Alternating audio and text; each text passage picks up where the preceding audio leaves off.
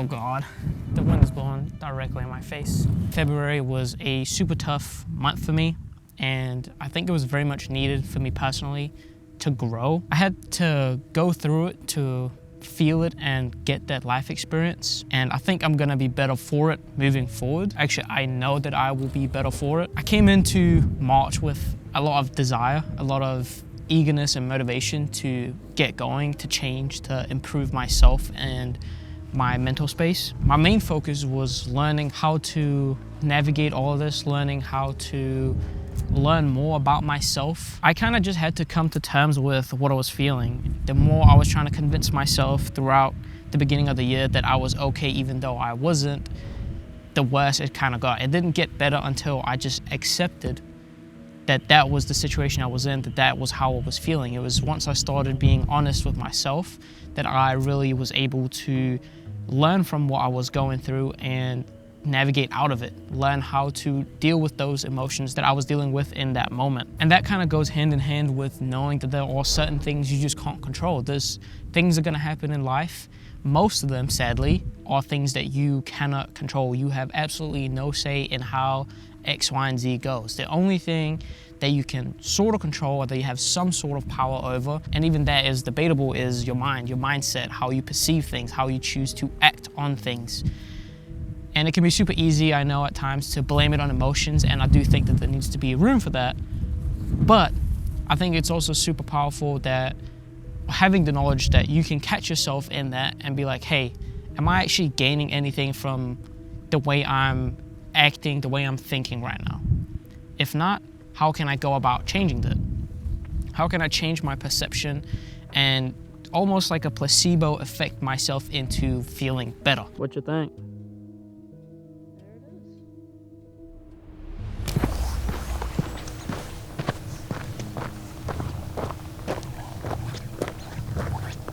Yeah, this looks, dude, it looks so good. It looks so much bigger. Wow. Alright.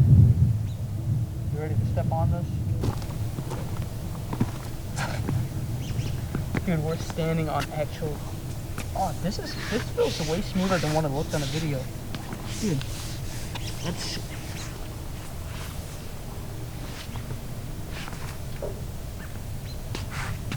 This is gonna be our living room one day. It looks so much bigger now. Wow. Is it bigger and bigger? This is where I'm gonna be standing taking a shower. This is where our TV is. It's crazy. Will your desk be right here? One of them. Your two desks? Yeah. Unless I move out to the office. And my desk will be here. Looking out. Oh. There it is. And in line with me being honest with myself, I think I also had to acknowledge that, you know, certain passions or obsessions that I had once aren't gonna be around forever. I mean, I've always known this, but it's something else to actually go through, okay, this is not that interesting to me right now. How can I be okay with that and take everything that I've learned from everything I've done there and apply it to my next thing? Because just like with anything else in life, it can be super hard to say goodbye, especially to something that you were really invested in, and that's the same thing for this. But it's also super important to keep that in mind, that it's not necessarily a goodbye, it's just a thank you for now, or thank you for what you brought to me. And I think just switching that mindset has been really helpful for me in being okay with moving forward and pivoting towards something else. I am very much a creature of habit. I love routine, I love my habits, and it makes daily life very simple. I do think there is something powerful to routines, but there is one element in my life that is even more powerful than my love for routines, and that is my hyperfixations. I get so obsessive over different things. Right now, it's a project that we'll be seeing come to fruition very soon, hopefully, but that is all I'm thinking about.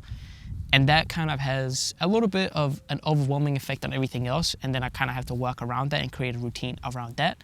But that is something that can snap me out of my routine and maybe change things up for the better. Essentially, I'm learning to lean into that obsession, lean into what my heart's telling me and what my passions are, because I've always said if someone has asked me, I've always said to follow your passions, and I truly do believe that, because great things come when you do what you feel you're supposed to do and what you're put on this earth to do. And that is probably one of the strongest, most wisest things you can do, is just follow what you believe in. And I need to also take that same advice. I think a good analogy for it is a snake. They shed their skins because they outgrow them. It's not necessarily that they kill themselves in the progress or somebody who they were. It's simply that they grow bigger than what they used to be in. Don't be entrapped by yourself. You have to be able to shed that skin and grow, and you'll continue to do that all throughout your life, and it's a good thing. On a more personal level, I'm really trying to learn to become a better friend, a better partner, a better family member, just an all-around better person. It's super easy to be miserable when you are a miserable person, and it just makes you miserable to be around as well. And I don't want to be that, and I definitely felt like I was that during the beginning of this year. And I'm learning to appreciate and listen and be interested in other people more, which is something I definitely think I used to have a lot more of when I was younger, and then I just kind of outgrew it, or I forgot about it, I guess. But just that natural curiosity about other people, being interested in what someone else is doing. Whenever I go to the grocery store, I'll talk to the people there. I'll ask them how they're doing. I'll talk to them about something they did this weekend or whatever. And those little moments just make me so happy. I think it's just so fun to talk to somebody about something they enjoy, which just brings me a lot of happiness. So that's something I'm trying to learn and practice a lot more. It's still a bit tough to break out of that, because you're like, what if this person is like, doesn't want to or whatever. But so far I've only been met with really good responses and genuinely being interested in that person. So I guess it's worth it to try if you have the courage to it. But yeah, baby steps, that's where we're at. But I think the biggest learning of all has just been learning that I am my own barrier. I am who I tell myself I am. So if I tell myself I am a sad and miserable person who doesn't like to talk with other people, that is who I'll be. I think we have a lot more power over our everyday life than we give credit.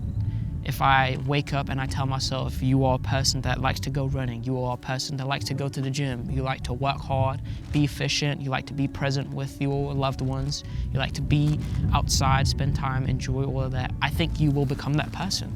And for me, coming out of that really dark period of the beginning of this year, it's been a lot of me telling myself, that's not who I am. I'm not a person that is miserable and sits around and sulks on the same thing forever. I like being alive. I like this place. I really enjoy doing things and being a happy person. And it just took me a little while to find my groove again, but I think that has just been the biggest thing for me, is just realizing that I am in the position I put myself in and that I tell myself that I am in. It is something that we do have to reaffirm every day. You know, you can have bad days, you can have good days. Every day is going to be a little bit different, but we have to make a conscious decision to reaffirm the type of person that we want to be through our actions, through our words, the way we perceive ourselves, the way we go out and interact with other people. That is what defines us as people and what we like to do and what we will become. April's looking really good as well. I mean, it's April right now when I'm recording this and the sun's shining, so I'm happy. Thank you.